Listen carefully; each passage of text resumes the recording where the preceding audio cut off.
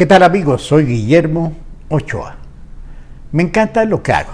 ¿Qué hago? Soy periodista. Es decir, gozo de un asiento de primera fila en la vida del mundo y trato de relatar lo que veo, lo que toco, lo que huelo, lo que pienso. Hablo de la gente que conozco, de la que no conozco, pero imagino.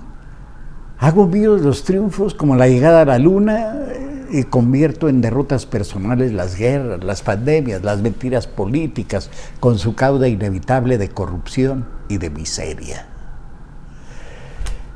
No sé, ni me he puesto a imaginar qué hubiera sido de mi vida sin el periodismo, porque el periodismo ha sido para mí mucho más que una profesión, un hogar, una apasionante ocupación, en la que con una simple credencial de prensa que ni siquiera he tenido físicamente y que nadie me ha solicitado jamás, he ocupado un asiento de primera fila en algunos de los acontecimientos más importantes de nuestra era, como el viaje a la luna, y he sido testigo de hechos y acontecimientos cuyo recuerdo a la distancia resulta sorprendente porque descubre facetas insospechadas en personajes que han tenido un poder inmenso sobre vidas ajenas y que, sin embargo, se muestran tan vulnerables como cualquiera ante el apasionante misterio que encierra algo tan inútil como doblar una cuchara con la mirada.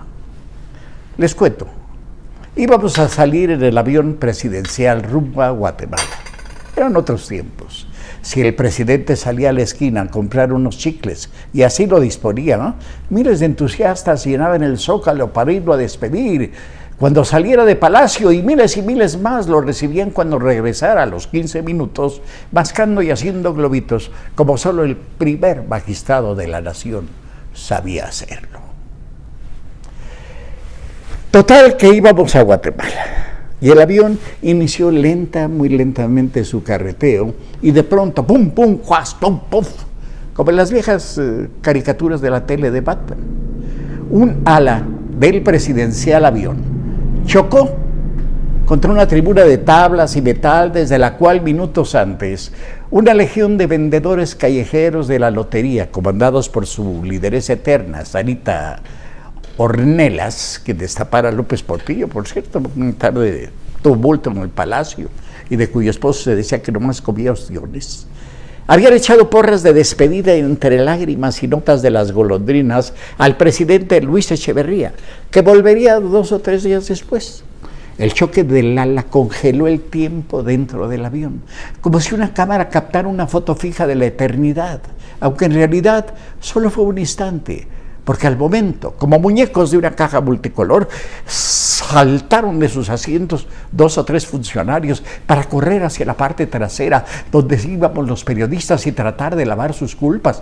La trayectoria del avión era la debida, las tribunas fueron construidas fuera de parámetro, mientras en la parte delantera Echeverría se levantaba de su asiento con los puños cerrados, una rendija por ojos, el ceño fruncido y un volcán interno a punto de explotar.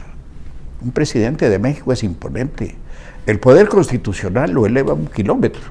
Le permite levitar, pero el otro poder, el poder real, el de hacer lo que le dé la gana, lo eleva 40 o 50 kilómetros más. Y además Echeverría, furioso, era imponente, fuerte, sólido, las quijadas de piedra y esos ojillos entrecerrados, una rendija. Calculadores, dueños del futuro y de sus consecuencias. ¡Que venga Ochoa!, ordenó al bajar de la escalerilla. Un ujier corrió como desbocado por el pasillo. ¡Que vaya! Y yo me levanté como el robot. ¿Pero yo qué tenía que ver? En mi vida había tripulado un avión. Así que caminé por el pasillo como al cadalso.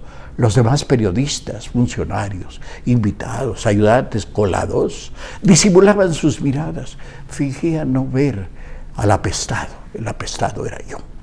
Bajé la escalerilla, piernas de chicle, y Echeverría me clavó una garra sobre el hombro. Comenzamos a caminar por la pista.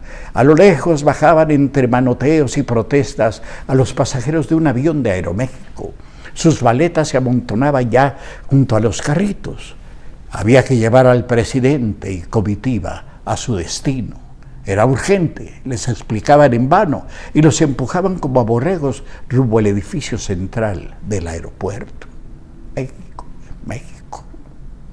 Y el señor presidente y yo caminábamos en silencio de frente al viento helado de la mañana, nunca más helado que ese día para mí. Nos alejamos mucho, quizá 1 kilómetro, tal vez más, para que nadie nos oyera. Pensé que mi falta, fuera cual fuera, debía ser gravísima. Al fin, Echeverría se detuvo y ahora frente a mí, apoyado todo el peso de la nación sobre mis hombros, su rostro cercano al mío, esas rendijas por ojos, me preguntó con voz que no admitía ningún titubeo, ninguna duda, mucho menos una mentira: Guillermo, ¿qué opina de Uri Geller? Se refería desde luego al mentalista famoso que doblaba cucharas con el poder de su mente y del que decían que tenía sus que veres con la esposa de un alto funcionario que podría llegar a ser presidente. Primero enmudecí, luego medité. Después me repuse de la sorpresa y al final de ese proceso, que debe haber durado 1 milisegundo, respondí: pues no sé, señor, yo creo que hay personas que tienen una mente muy poderosa. Usted mismo, señor, afirma que duerme rápido. Pero se me hace un desperdicio que usen un poder así para doblar cucharitas. Echeverría meditó, luego soltó mis hombros. Ajá, dijo al fin, y sonrió, como si reafirmara una idea que ya tenía desde antes. Volvimos en silencio al otro avión. Los pasajeros desalojados y sus maletas habían desaparecido cuando al fin despegamos rumbo a Guatemala. Y estuvimos en Guatemala, visitamos Antigua, preciosa, preciosa ciudad. Echeverría ha sido castigado por la vida. Debe ser terrible cumplir 100 años, como lo hizo hace unos días. Llegar al momento en que nuestras facultades físicas prácticamente se han agotado y lo que queda de brillo en nuestra mente solo funciona para lamentarlo. Debe ser terrible en sí mismo, pero haber llegado al cargo en el que uno se imagina lo puede cambiar todo y descubrir después que todo cambió, sí, pero para quedar igual o peor que antes debe ser pavoroso. La historia me juzgará, dicen que dijo. Pero el propio Echeverría lo reconoció en una de sus últimas entrevistas. ¿Qué hice?, se preguntó a sí mismo. Nada, absolutamente nada, se contestó a sí mismo. Yo viví periodísticamente cerca de él desde su campaña como candidato, que cubrí para Excelsior por decisión de Julio Scherer, mi director. Acababa de entrar a ese diario, Excelsior, y me mandaba a cubrir lo que siempre había estado a cargo del lamentable Carlos de Negri. Responsabilidad. Pero la verdad, lo hice también, que fue mi mejor momento periodístico, cuando al volver de la primera etapa entré a la redacción y Francisco Cárdenas Cruz, gran reportero de La Fuente Política, se levantó y comenzó a aplaudir. Luego toda la redacción hizo lo mismo mientras yo me sentaba. Abría mi escritorio, sacaba mi máquina de escribir y me ponía a llorar sobre ella, los brazos bajo la cabeza. De hecho, Luis Echeverría estuvo a punto de dejar de ser candidato a la presidencia cuando una tarde en la gira en Morelia, en la Universidad Nicolaita, un joven se trepó al templete donde estaba con otros políticos, funcionarios, maestros, etcétera, se hizo del micrófono y pidió: compañeros, pido 1 minuto de silencio en honor de nuestros compañeros asesinados el 2 de octubre en Tlatelolco. Todos nos pusimos de pie. Entonces el candidato Echeverría saltó de su silla, se adelantó a grandes zancadas, se hizo del micrófono y agregó: sí, pero también por los soldados que murieron ahí. Esa tarde, según supe, generales encabezados por el general Marcelino García Barragán, furiosos, le pidieron al presidente Díaz Ordaz que le retirara la candidatura. Díaz Ordaz lo meditó, pero llegó a la conclusión de que la campaña ya estaba muy adelantada.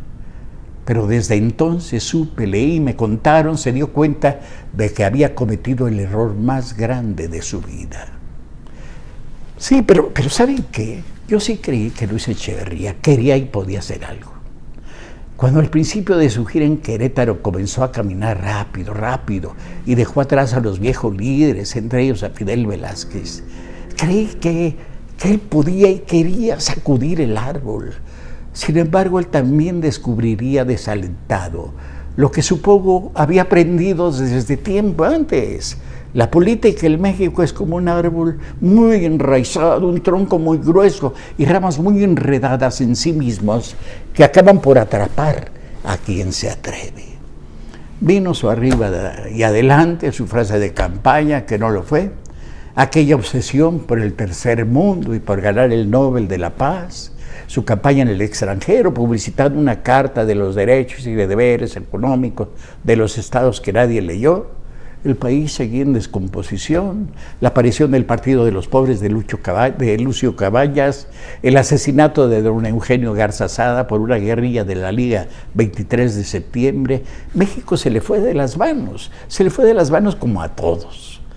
Echeverría designó sucesor a su amigo José López Portillo, con quien había hecho un viaje a Chile en un carguero cuando eran jóvenes. López Portillo, más tarde, lo nombró embajador en Australia, Nueva Zelanda y las Islas Fiji. No se me ocurre un lugar más lejano a México para mantener a un amigo cuya mente era incapaz de alejarse del ejercicio de la política. Lo último que supe del expresidente Echeverría fue lo que me contó un matrimonio amigo. El matrimonio lo fue a visitar a San Jerónimo, lo encontró solo, aunque de buen ánimo, y como siempre lleno de planes, ya en su silla de ruedas para él y órdenes para los demás. Ustedes se quedan a comer, luego vamos al cine y quizá alcancemos después el teatro. Era el tiempo en que tenía su casa por cárcel, es decir, no podía salir. Vivió un proceso por genocidio.